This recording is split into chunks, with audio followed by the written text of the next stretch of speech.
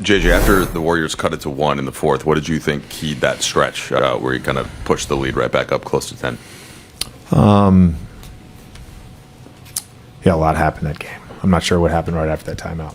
Is that when Luke hit a three? Luke hit a three, and then I think he got the pass to Vanderbilt going to the timeout. Yeah. Well, I think we were up, 10 or 11, and had a couple really good looks that I felt could push it. Gave up a back cut on a layup, a couple threes. Just responded well. I mean, the Luke three was big, but then we were able to get multiple stops in a row, and just they're a really good defense, and they do a really good job of pressuring you and being disruptive. And I don't want this is not a negative, but like junking the game up with changing defenses. Draymond just naturally junks the game up because he's so smart and he sniffs everything out. So. Yeah, I mean this. Like it's at times it's hard to run offense against them, and so it's really became more about, what we were trying to get on a possession and who we were trying to get it with. And I thought the guys, as the game progressed, did a really nice job. Still, I had 10 turnovers in the second half, 9 because Austin passed it at the end. But I just thought the guys played really good basketball, and you could see with Luke in particular just his ability to just make reads and make plays, and he's not a guy you're gonna like give the ball to an ISO and then he's gonna bend the defense, but he's a smart basketball player, and he knows how to play, and he knows how to make reads, and there's the way his 0.5 mentality works is he doesn't always get the assists, but generally speaking, he's going to attack a closeout, he's going to get a shot fake, and then swing the ball, and that leads to something good. So I thought, he was, for his first time with us and getting here yesterday, was really good. Second straight time you close with Maxi Kleber, and I think he leads in plus minus again. Does he symbolize in some ways these last 2 wins, just the kind of some grit and the second half especially, and just ruggedness and whatever smarts? Yeah, just doing, again, I think the group the last 2 games, and Maxi's certainly led on this, but the group the last 2 games, just doing what is necessary to win that game. Tonight required something a little bit different, but a little bit similar to Thursday. That was Thursday, right? Yeah, Thursday against Philly.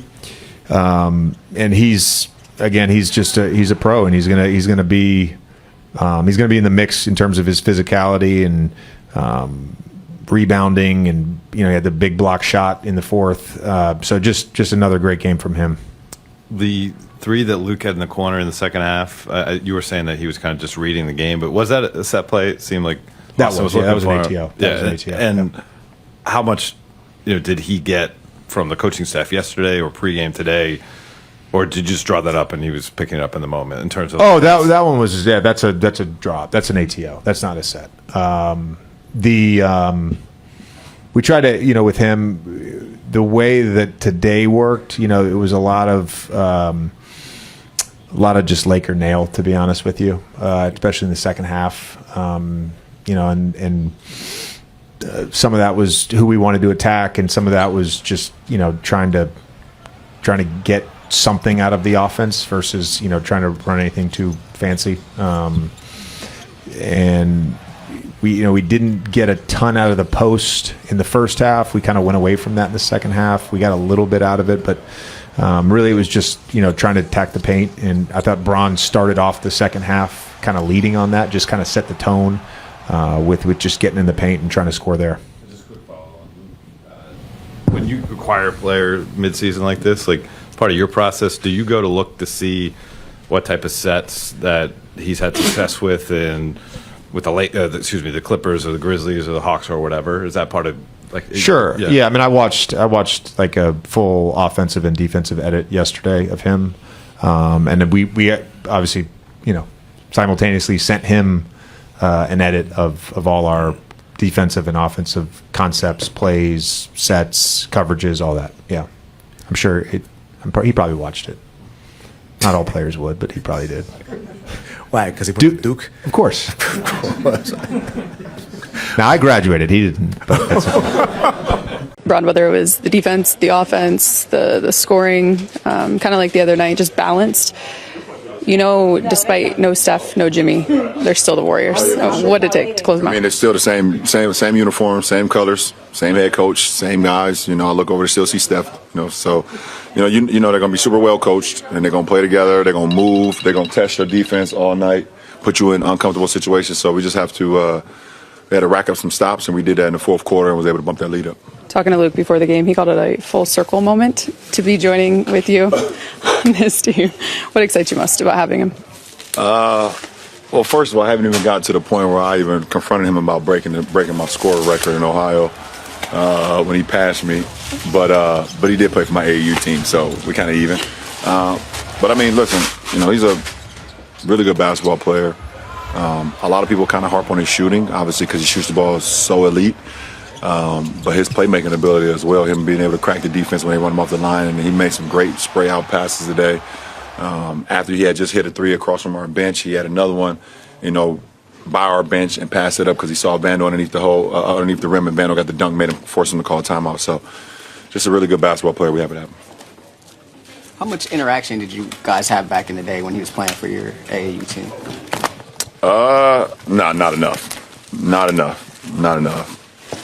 You're someone who's known for being able to kind of do it all on a basketball court. So I was just wondering, what characteristic do you most admire or appreciate about another basketball player? And is that something that has remained consistent your whole career, or has that evolved over time? I admire people's basketball IQ. Yeah, you can see it from a mile away if guys have. It's going to sound crazy, but either they have low basketball IQ or they have high basketball IQ. Yeah, I can spot it from a mile away, so that's what I admire the most. So going back to Luke, he can shoot, obviously. You mentioned he's got more to his game than that. How do you feel like he can enhance his playmaking, his own ball ability to help out what you guys already have in that department? It showed tonight, obviously. Some of the ones that he had when he was driving, penetrating, kick out. Some of them we didn't make, but it's just great basketball play. So he's going to help us have another ball handler for sure. But then his shooting, how elite his shooting is going to help us as well, tremendously. Early in the season, you were talking about the team's transition defense and it being a problem area and turnovers being such a key to it. Any commonality to your turnovers the last couple of games and something that you can clean up? Yeah, I just got to be a little bit better. I just got to be better. It's just that simple. I don't like having turnovers for sure, but I got to be better. Thank goodness I had 2 double-digit assist games back-to-back to it. But my turnovers, I got to be better. About this one, getting the job done. It wasn't pretty, but at the end of the day, the wins at all that matters. We didn't. I wouldn't say we played good, but played good enough. What's the challenge defensively still with them, despite no Steph and no Jimmy? Yeah, just the way they move, cut, pin down, shoot a lot of threes. There's long rebounds. They crash basically 4 guys every possession. So all that's it's tough to be in help and get to a shooter. And then if you back cuts, you got to stay in front. So it's tough. Also, if you were asked to be a player that comes off the bench the rest of the season, give this second unit some real balance and high-level playmaking, shooting, do you feel like that's a role that you could accept for this team? I do whatever coach tells me to do. LeBron mentioned that you guys have benefited from the zone defense, especially because it encourages you guys. You guys need to communicate just to execute it well. Is there something too, if you're able to establish that communication early, it can kind of carry through for the rest of the game? Yeah, I think whenever you especially if you have success early with anything in the communication department, it continues to flow well. It's just when even if you go a couple possessions and have good communication that make shots, you got to still stick with it. But zone's been good. We've, like you said, communicated at a high level, and that's what it takes to play a good zone. So it's been good. We'll continue to try to get better. Luke had that big shot in the fourth quarter to bring it to 4 points, then turn it into a 12-point lead. Well, how did you see him adjust in his first game with the Lakers? Yeah, he's a basketball player. It's not going to take him, long to, figure out, thank you. I wouldn't have been able to get in my house. The best way he can help his team be successful. And Brian told him before the game, to be himself, and that's all we could ask of him. Obviously, there's going to be a learning curve of just the stuff that we do, plays, schemes, all that kind of stuff. But when it comes down to basketball, he knows how to play the game of basketball, so it should be pretty simple. Did you ever think you'd play with a guy that passed him on a scoring list? Do what? Did you ever think you'd play alongside a guy that passed him on a scoring list? No.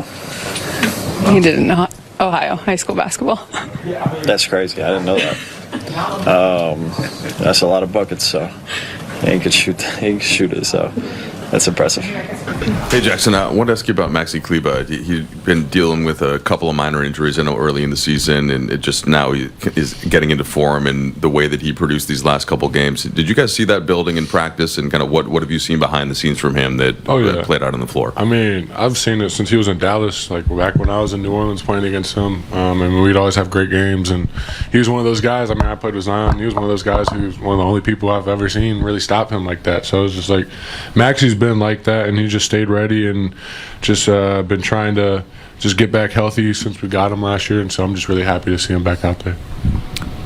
Jaxson, JJ told us the other day that you took accountability for what happened in Washington. I was just curious if you could kind of explain what went through your head when it happened with the mascot, and what you may have told your team after the suspension. Obviously apologize to the team and to the mascot. I mean, we all try to get ourselves in a mental space and a physical space to get ready to go out and play a game, and when I'm stretching and somebody steps on my foot, I might have lost it. I should have handled it a different way, and we live and we learn, and so just gonna keep doing that. Jax, the NBA announced that you're going to be in the dunk contest. I think we've talked about it before. Why was this something you wanted to do? Is it extra special that it'll be here in Los Angeles? I mean, it'd be really special if it was like in Cleveland or Indiana. It's close to my family. But for me, I've always dreamed of being in the dunk contest. That's something you do as a kid. Obviously, like making it to the NBA, being an all-star, stuff like that. But for me, I was always big into the dunk contest, if you guys can't tell by the way I play. And so, I was just excited. And so when I got that call, I was definitely down.